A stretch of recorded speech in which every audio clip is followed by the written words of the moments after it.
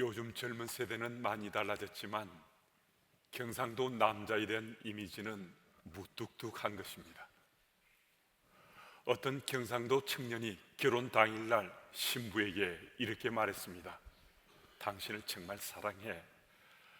앞으로도 정말 당신을 사랑할 텐데 혹 내가 앞으로 당신을 사랑한다는 말을 하지 않더라도 당신에 대한 내 사랑의 믿음은 변치 않았다는 것을 꼭 믿어줘. 또 30년 동안 결혼 생활을 해온 부부가 있었습니다. 30년을 더불어 살아왔는데 쑥스러워서 남편이 단 한 번도 아내에게 사랑한다라는 표현을 하지 않은 이 남편에게 친구가 권해 주었습니다. 좋은 남편 되는 세미나에 참석해 봐라. 그래서 2박 3일 동안 하는 좋은 남편 되기 세미나에 참석을 하고 집으로 돌아왔습니다. 세미나를 마칠 즈음에 집에 돌아가면 제일 먼저 해야 될 실천 과제가 있는데 그것은 집에 도착하자마자 아내에게 사랑해 라고 말하는 것이었습니다. 이 남편이 집에 도착해서 이렇게 말했습니다. 여보, 사랑해. 아내가 말합니다. 당신 미쳤는가 봐. 30년 동안 단 한 번도 자기에게 사랑한다라고 말하지 않는 남편이 갑자기 어디 다녀와서는 사랑해라고 말하니까 무심코 말하는 그 표현이 당신 미쳤는가 봐 라고 말했다는 겁니다. 참 이처럼 가정의 남편과 아내가 멋이 없습니다. 이 사랑 표현을 제대로 하고 살지 못한다는 겁니다. 통계적으로 보통 가정의 부부는요 1년에 한 9차례 정도 다툰다고 그래요. 그리고 몇 년에 한 번 정도 다투는 가정도 한 35%쯤 되고요 1년에 100번 이상 싸우는 가정도 1.8%가 된다고 해요. 그리고 남편의 43.7%는 또 아내의 53.6%는 1년 동안 단 한 번도 사랑해, 사랑한다는 표현을 안 한다는 거예요. 작년 9월 15일 주일 설교 시간에 한번 말씀드린 적이 있습니다마는 테레사 수녀님이 노벨 평화상을 수상받던 그날에 한 기자가 수녀님에게 물었습니다. 세계 평화를 위하여 가장 긴급한 일이 무엇이라고 생각합니까? 수녀님이 웃으면서 이렇게 대답했습니다. 기자 선생께서 빨리 집에 돌아가서 가족을 사랑하는 겁니다. 그렇습니다. 가정이 무너지면요 모든 것이 다 무너지는 겁니다. 우리 삶의 기반이 무너지고요 우리 삶의 의미가 무너지고 우리 삶의 의욕이 무너집니다. 여러분, 우리 가정은 지금 어떠합니까? 우리 가정은 지금 어떤 상황 속에 놓여 있습니까? 어떤 화가가 세상 속에서 가장 아름다운 것을 그리기 위해서 순례의 길을 떠났습니다. 교회 첨탑이 보였습니다. 예배당에 들어가서 목사님에게 세상에서 가장 아름다운 것은 무엇이냐고 물었습니다. 목사님이 믿음이라고 대답해 주었습니다. 다시 순례의 길을 가는 중에 행군하는 병사를 만났습니다. 그 병사에게 세상에서 가장 아름다운 것은 뭐냐고 물었더니만 지체 없이 평화라고 대답해 주었습니다. 또 길을 가던 중에 사랑에 빠진 연인을 만났습니다. 그들은 사랑이 세상에서 가장 아름다운 것이라고 말했습니다. 화가는 오랜 시간 이곳저곳에서 가장 아름다운 것, 세상에서 아름다운 것을 찾아다녔는데 이제 좀 지치기도 하고 피곤해서 드디어 집으로 돌아오게 됐습니다. 자기 집 문을 열고 들어가는데 예쁜 딸이 아빠 소리치면서 가슴팍에 안기는 거였습니다. 아내도 미소를 지으며 먼 길 떠났다가 돌아온 남편을 따뜻하게 맞아들었습니다. 익숙한 소파에 몸을 기대고 앉는데 온몸에 평안이 채워졌습니다. 그때 이 화가가 생각합니다. 아, 우리 가정에 오니까 이곳에 믿음이 있고, 이곳에 평화가 있고, 이곳에 사랑이 있네. 그렇게 깨닫게 됐습니다. 세상에서 가장 아름다운 것이 바로 가정이구나. 성경은 세상에서 가장 아름다운 것이 가정이라고 우리에게 말씀을 통해 곳곳에서 우리를 일깨워주고 있습니다. 이 세상에 행복한 것, 가정보다도 행복한 것은 존재할 수 없다는 겁니다. 우리 가정이 튼튼하고 행복해야 교회도 사회도 건강할 수 있다는 겁니다. 우리가 몸담고 살아가는 우리 가정이 행복하지 못하면 여러분, 아무리 재물이 많더라도요, 좋은 집에 살더라도요, 우리의 삶은 기쁨이 없습니다. 우리의 삶이 즐거움이 없습니다. 정말 세상 속에 나 잘 살고 있다라고 소리칠 수 없습니다. 그래서 이 땅을 살아가는 인생 있는, 생명 있는 우리 삶이라면 우리는 모두가 가정이 행복해야 우리가 행복할 수 있고 우리의 삶이 건강해질 수 있다는 것입니다. 교회는 여러 가정들이 모여 있습니다. 교회 구성원이 가정이 행복하면요, 그 교회는 건강할 수밖에 없습니다.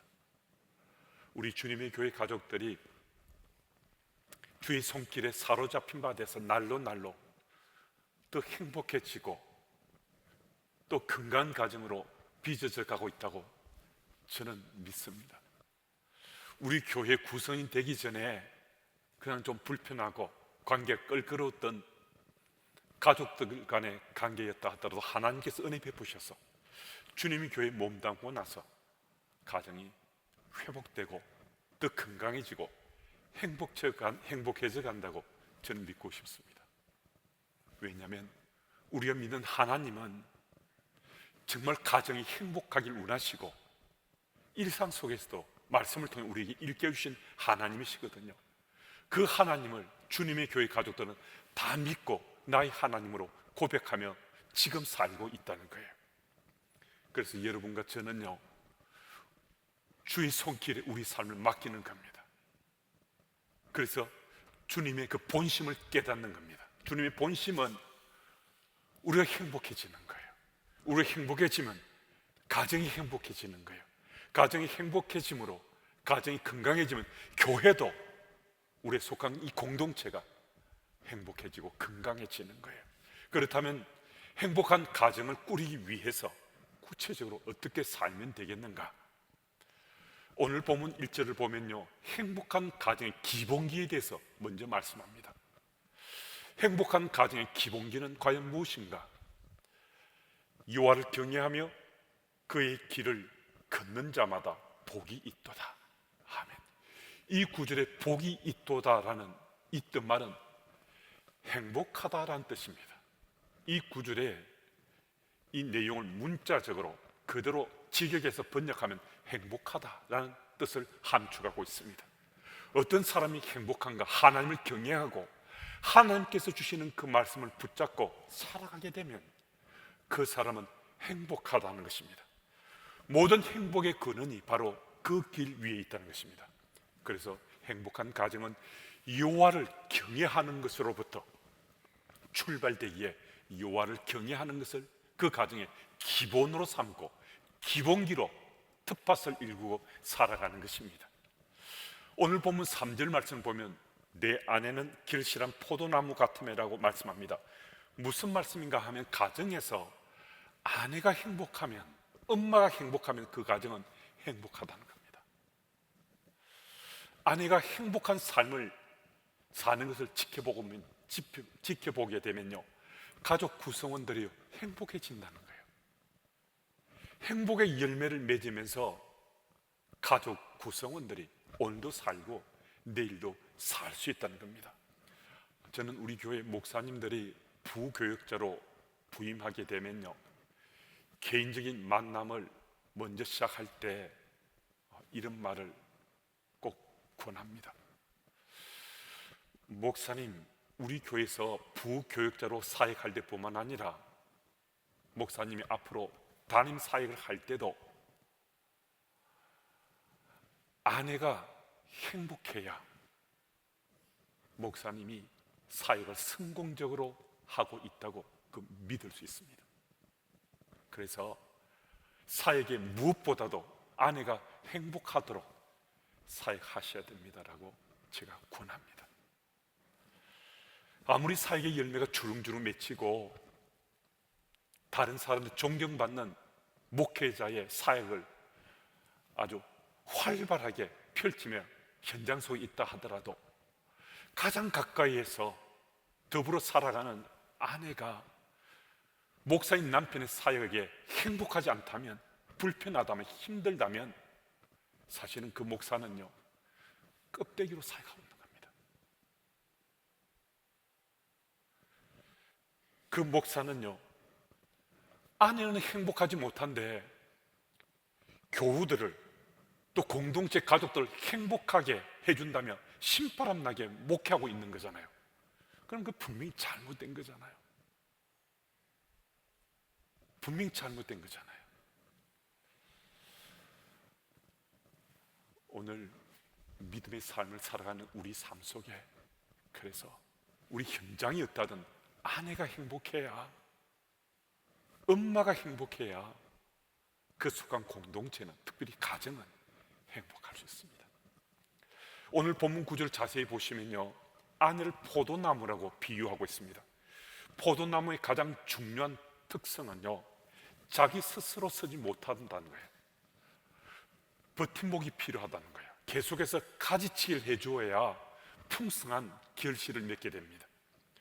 아내가 가정에서 행복한 삶을 살려면요, 남편이 도와줘야 됩니다. 가족 구성원이요, 도와줘야 됩니다.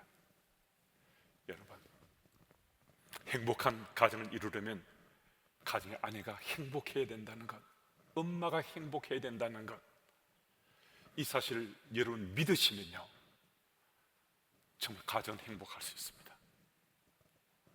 아내가 행복해지도록, 엄마가 행복해지도록 우리 생각과 마음이 모아지게 되거든요. 그 현장에 함께 서시는 우리 모두가 다 됐으면 참 좋겠습니다. 3절 하반절을 보면 내 식탁에 둘러앉은 자식들은 어린 감람나무 같으리로라 라고 말씀합니다. 자녀들이 감람나무처럼 잘 자라주면요, 그 가정이 행복하다는 뜻입니다. 이스라엘에서 이 감람나무는요, 굉장히 가치 있고 값진 나무였습니다. 그런데 이 어린 감람나무는요, 조금만 잘 돌봐줘도요, 잘 자라났다는 거예요. 그래서 감람나무가 어린 나무일 때 그 나무를 잘 돌봐주기만 하면 그 감람나무가 아주 잘 자라나서 빛을 발했다는 거예요. 그래서 어린 감람나무가 그 공동체의 기쁨이 되고 소망이 된다는 거거든요. 우리 가정에서 우리 자녀들이 그 가정의 기쁨이 되고 소망이 되면요, 가정은 행복할 수 있습니다. 엄마 아빠의 욕심, 그걸 욕심이라고 생각하지 않으면서 자기 뜻, 이것을 이루는 게 소망이 되고 기쁨이 되면요, 그 가정은 행복할 수가 없습니다. 우리 자녀들의 존재 자체가 기쁨이 되고 소망이 되는 가정, 그 가정은요, 행복할 수 있다는 것입니다. 그런데 이 시대를 살아가는 우리 가정들은 우리 자녀들로 인해서 행복해야 되는데도 그렇지 못하다는 겁니다. 이 세상이 우리 자녀들이 행복하지 못하도록 몰아붙이고 있어요. 또 엄마 아빠가 자신들의 이기심 때문에 또 세상사의 이런저런 문제로 아이들이 참 고통스럽게 그것으로 또 내몰기도 해요. 그래서 아이들의 삶이 황폐해지고 피폐해집니다. 그래서 가정에서 자녀들 때문에 절망하기도 하고요, 가정에서 자녀들 때문에 고통과 괴로움 속에 신음하기도 합니다. 근데 여러분, 아주 분명한 사실은요, 행복한 가정에서 훌륭한 자녀들이, 빼어난 인물들이 나오게 됩니다. 세상을 움직일 만한 그런 인물은 아니라 하더라도요, 그가 속한 공동체가 어느 곳이든 그 공동체에서 선하고 아름다운 영향력 미치는 그 자녀들의 삶은요, 행복한 가정에서 자녀의 삶이 행복함으로 준비된 세상 속에 아주 건강한 사회인으로 살아갈 수 있기에 어느 공동체에서든 선하고 아름다운 영향력 미칠 수 있다는 겁니다. 가정사역 전문가인 닉 스틴네트의 조사에 의하면요, 행복한 가정들을 살펴보니까 이런 공통점이 있더라는 거예요. 먼저는 감사의 표현입니다. 가족 구성이 서로에게 감사하며 지내더라는 거예요. 부부 사이에도, 부모 자식 간에도 참 작은 것, 사소한 것에도 서로 감사하다고, 고맙다고 표현하며 살더라는 겁니다. 또 헌신입니다. 가족 구성은요, 이기심, 자기만 아는 것, 그것보다 가족들의 행복을, 가족들의 소망을 먼저 우선하더라는 겁니다. 그래서 나보다 서로를 서로를 생각하면서 가정을 꾸려가더라는 겁니다. 그리고 또 하나는 의사소통입니다. 부부 사이에 많은 대화가 있습니다. 부모 자식 간에도요, 많은 대화가 있습니다.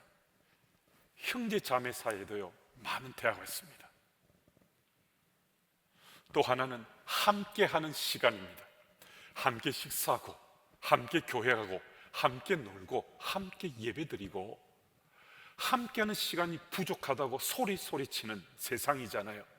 근데 이 세상 속에서 함께하는 시간을 더 많이 가길 원한다면, 가족과 함께 그런 시간을 갖기 원한다면 다른 것 무엇인가는 좀 포기하기도 하고 내려놓아야 그게 가능하잖아요.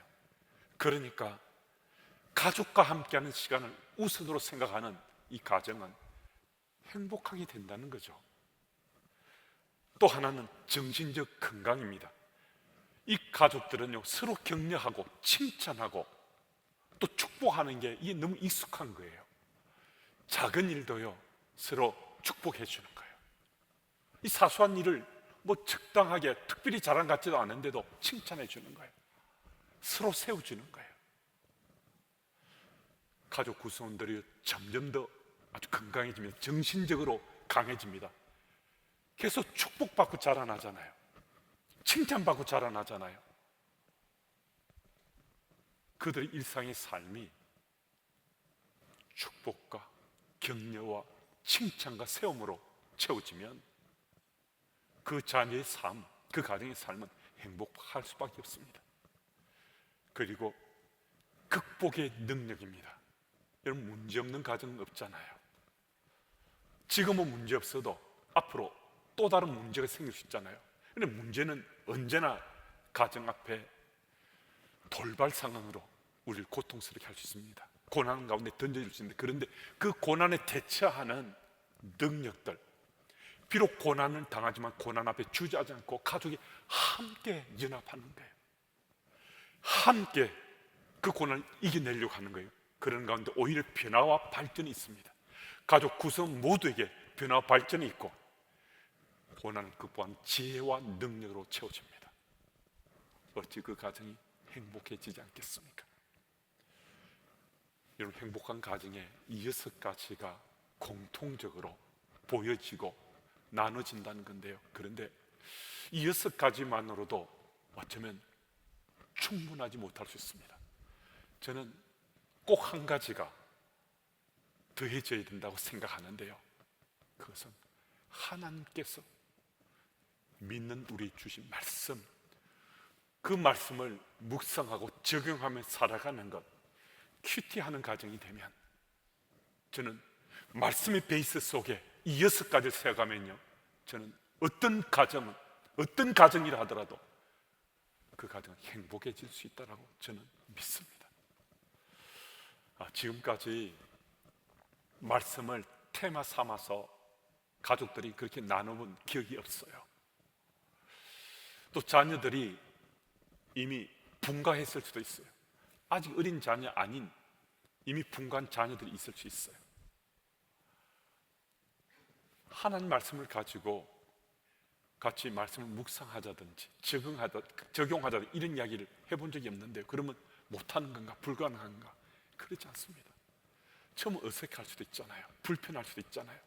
서툴 수도 있잖아요. 하지만 이건 하나님께서 주시는 말씀이잖아요. 주야로 주의 율법을 묵상하고 그 안에 기록된 대로 다 지키면 그럼 내 길이 형통할 것이다. 내 삶이 평탄할 것이다. 이건 누가 주신 말씀이에요? 하나님께 주신 말씀이잖아요. 이 말씀을 붙잡고 우리 시작해보는 겁니다. 일주일에 한 번, 그것도 힘들면요 보름에 한 번이라도, 똑같은 말씀이면 더 좋겠지만 똑같은 말씀이 아니어도 좋습니다. 말씀을 테마로 함께 나누는 것, 가족 구성대 함께 나누면요 그 가정은 행복할 수 있습니다. 여러분, 하나님께서는 우리 가정을 세울 때요 가정이 행복하라고 가정을 세우신 겁니다. 부부가 가정을 꾸렸을 때 행복하라고 가정을 하나님 허락하신 거고요, 자녀를 선물로 주실 때도요 자녀를 선물로 주시면서 행복하라고 선물 주신 겁니다. 이 사실이 믿어지면 오늘 여러분과 제가 어떤 몫을 감당해야 될지 오늘 이 주신 말씀을 가슴에 간직하고 내가 가족 구성으로서 내게 맡기는 몫을 충실하게 잘 감당하면 됩니다. 여러분, 행복한 가정은요 신기루와 같은 꿈이 아닙니다. 행복한 가정은 우리 현실이 될 수 있는 꿈입니다. 그 사실을 믿으시고 혹 우리 자녀들이 이미 잘못된 길로 갔다 하더라도요 정말 가슴을 치게 하는 그런 현장 속에 우리 자녀들이 던져졌다 하더라도요 너무 염려하거나 아파하거나 너무 힘들어하지 마십시오. 곁길로 간 자녀라 하더라도 부모가 기도하고 말씀 붙잡고 주의 도심 구하면요 그 자녀는 반드시 돌아옵니다. 제가 그런 사람입니다. 저는 정말 제 부모님의 가슴팍에 숱한 상처를 내고 곁길로 가고 잘못된 친구들 만나서 형편없는 짓들을 많이 했던 인생이었습니다. 하지만 제 엄마의 기도가, 제 아버지의 기도가 저를 돌아오게 했습니다. 제가 바로 증인입니다. 제가 돌아온 사람입니다. 하나님께서 우리를 포기하신 적이 있으십니까? 하나님께서 나를 포기한 적이 있으십니까? 하나님께서 나를 포기하지 않으셨는데 자녀들이 아무리 곁길로 갔다 하더라도, 잘못된 길로 갔다 하더라도 우리 자녀들을 어쩔 수 없다, 이제 안 되는데 그렇게 포기할 수 있겠습니까? 하나님이 하심을 믿고 우린 자녀를 품에 안고 기도해야 됩니다. 여러분, 기도할 때요 그냥 종은분함 기도하는 건 아닙니다. 다윗처럼, 아브람처럼, 엘리야처럼, 느헤미야처럼 기도하는 겁니다. 하나님 이렇게 말씀 주셨지 않습니까? 하나님 제게 이렇게 약속하지 않았습니까? 하나님 주신 약속의 말씀 붙잡고 우리 자녀들을 돌아오도록, 그들이 바르게 살도록 기도하면요 약속하신 말씀은 반드시 이루시는 하나님이시니까 우리 자녀들의 삶이 돌이킬 수 있습니다. 우리 자녀들이 행복해질 수 있습니다. 가정이 행복해질 수 있습니다. 언젠가 우리 자녀들이 정말 가정의 기쁨이 되고 참 소망이 되었음을 간증하시는 여러분들이 다 되시길 바랍니다. 5절 6절 말씀은 우리 한번 같이 읽겠습니다. 우리 함께요. 여호와께서 시온에서 내게 복을 주실지어다. 너는 평생에 예루살렘의 번영을 보며 내 자식의 자식을 볼지어다. 이스라엘에게 평강이 있을지로다. 아멘. 부모 세대는 행복했는데요 자녀 세대가 불행하다. 이것 어울리지 않습니다. 부모 세대가 행복했어요. 하나님께서 부모 세대에게 복 주셨어요. 그러면요, 하나님께서는요 그 자녀 세대도 복 주시길 원하십니다. 하나님께서 말씀하셨잖아요. 내가 명한 이 말에 너희가 순종하면 내 자녀의 수천 대 이르기까지 복 받을 것이다. 내가 명한 이 말에 불순종하면, 외면하면 수대에 걸쳐서 그들이 저주를 받을 것이다라고 말씀하셨습니다. 우리 당대가 주의 은혜로 우리가 행복해지면요, 다음 세대도 행복해지게 되어 있습니다. 누구에게 그것이 달려있는가? 부모 세대는 우리에게 달려있습니다. 우리 믿음의 삶을 충실히 살아가면서 이 행복을 지켜가면요, 하나님 앞에서 우리 삶을 반듯하게 세워가면 우리 자녀들의 그 세대의 삶은요 행복해질 수밖에 없습니다. 여러분, 이 사실을 믿어야 합니다. 이 사실을 믿으면 내가 행복해져야, 내 남편과 내 아내가 행복해져야 우리 자녀들도 행복해질 수 있다는 이 사실을 믿고 믿음의 자산을 우리 유업으로 상속할 수 있습니다. 내가 자녀에게요 믿음의 자산을 상속하지 않습니까? 그러면 그 자녀들은요 그 자산을 자신들의 유업으로 자녀들에게 상속합니다. 이 사실을 믿으시고 부모된 우리가 먼저 정말 믿음의 그 확신에 찬 믿음의 삶을 충실히 살아가고 자녀들에게 그 자산을 상속하기 위해서 우리의 최선을 다해야 됩니다. 가정을 더 행복한 가정으로 갖고 가고자 생각은 항상 처음처럼 합니다.